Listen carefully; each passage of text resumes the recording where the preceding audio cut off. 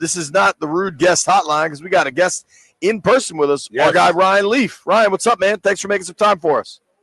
You bet, fellas. Thanks for having me. Everybody can follow Ryan on X at Ryan D. Leaf. Does a million different jobs, lots of them, Sirius, Westwood, all of it, man.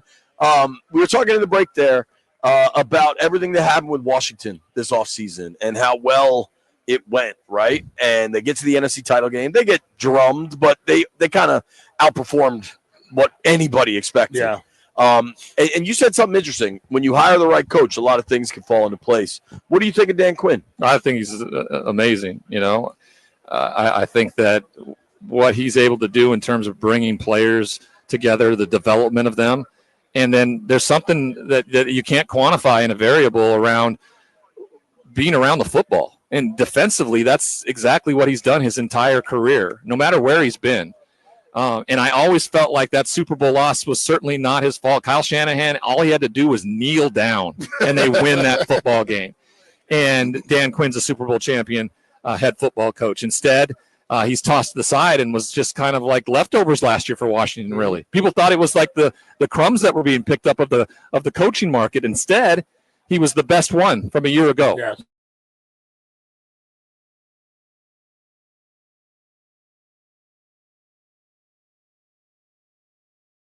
To what the NFL game would look like in his hands when the ball was going to be in his hands the majority of the time. Listen, it wasn't complicated. And a lot of people will give me crap about that he simplified the offense for Jayden. Isn't that the job of the offensive coordinator? Yeah. To simplify it. And it was simple for Jayden. It was triple option a lot of the time. It was a ton of RPO. And then when he was asked to be in the pocket and throw from the pocket, he's good enough to do that. And he's improving all the time. So I thought it was a perfect fit.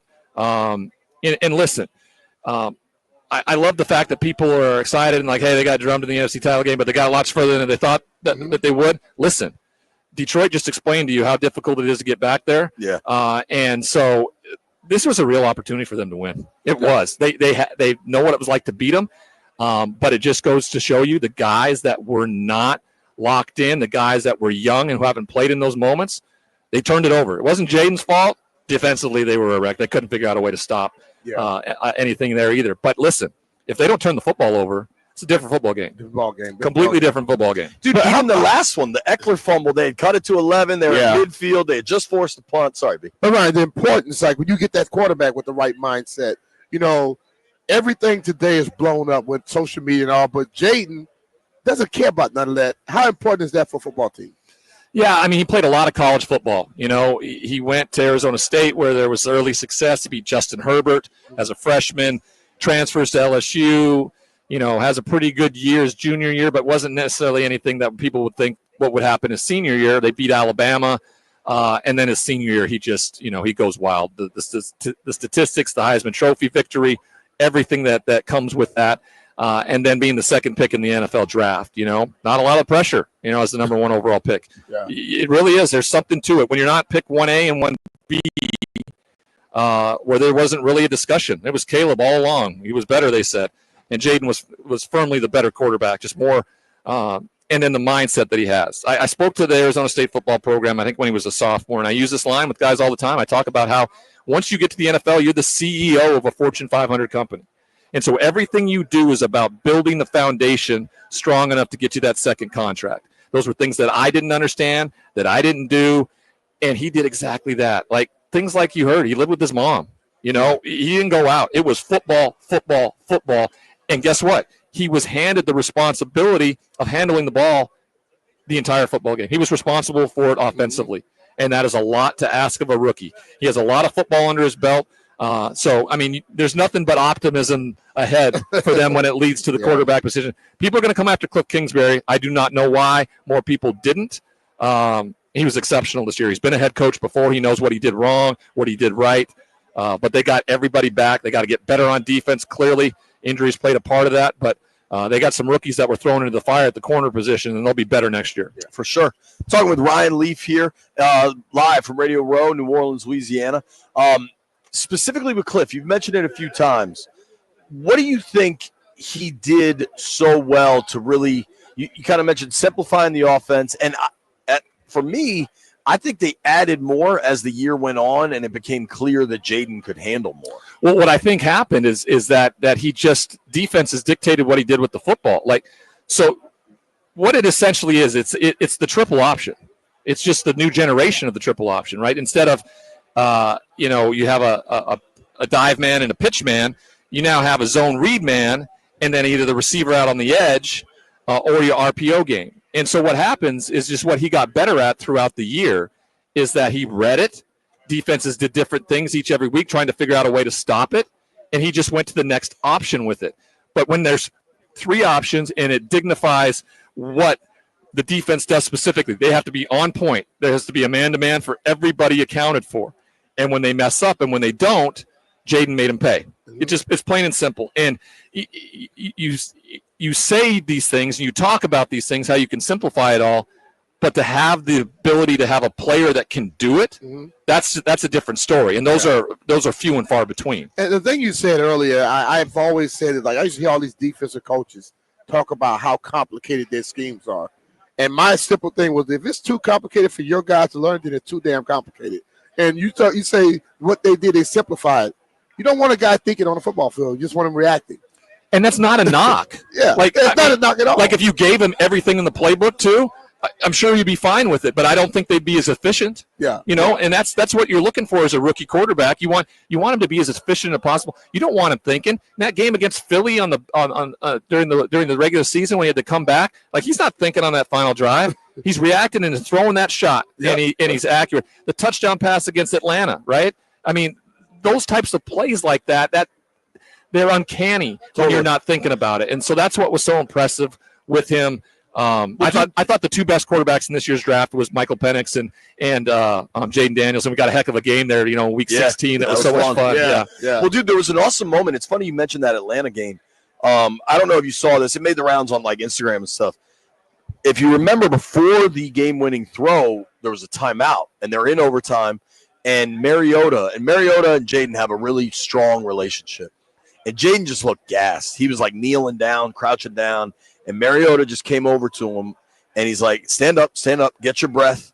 And you can see him kind of coaching Jayden to catch his breath and just collect his thoughts. He's like, go use your God-given abilities and throw a touchdown.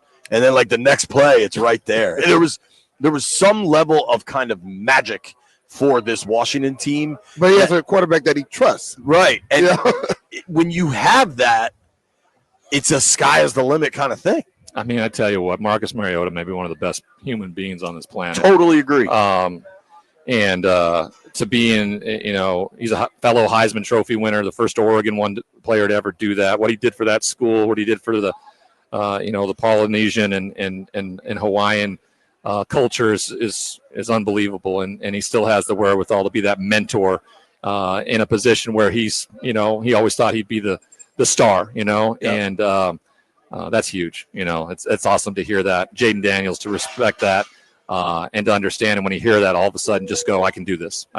And I appreciate you for that. Yeah, it's I do want to ask you about the Super Bowl. It feels like it's a month away on Monday of Radio Row. One other one, and this is perhaps too niche. Talking with Ryan Leaf here. David Blau is Commanders' assistant quarterbacks coach, played in the league for 4 years, a couple years in Detroit, one in Arizona with Cliff.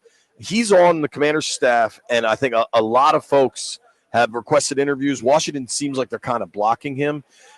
Do you know Blau at all, kind of what his reputation is around the league? I know it's pristine. How do you prepare? How does a staff prepare for the inevitable of Cliff getting another job?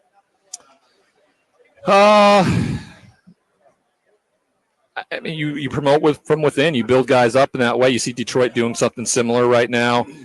You put a good staff together. When you're a defensive-minded head coach, you're going to lose your offensive guys if they're really good.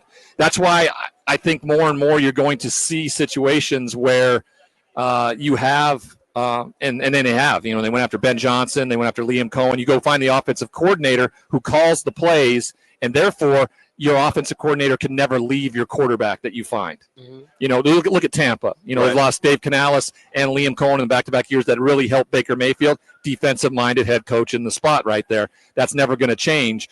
You have a guy you bring in, and Baker makes him look good, or vice versa. That offensive coordinator is going to be highly sought after somewhere. And so when you have Dan Quinn as the head football coach, the only way to do this, and listen, the only way to do this is to pay him, head coaching money. But I mean, then you bring into question, the hierarchy there in the office, and that just can't happen. So, it's difficult with this game, all about offense, all about quarterbacks, sure, all about the head coach. Owners are going to want to go the route of Liam Cohen, of Ben Johnson, and hopefully you find that fit for the franchise quarterback, the offensive play caller, who's your head coach. Then you never have to worry about that again. And you can have consistency. So what they have to do is just, and Dan Quinn does a good job at this. He picks good guys to be in those positions. So if and when they lose Cliff and there's somebody that can be moved up in that spot, great. If not, he's going to go out and find a good guy that can do it. Well, what he's done also, he said he's not there just to develop players, there to develop coaches as well. And I think he understands it. That's why he have that lineage of all those guys. Totally.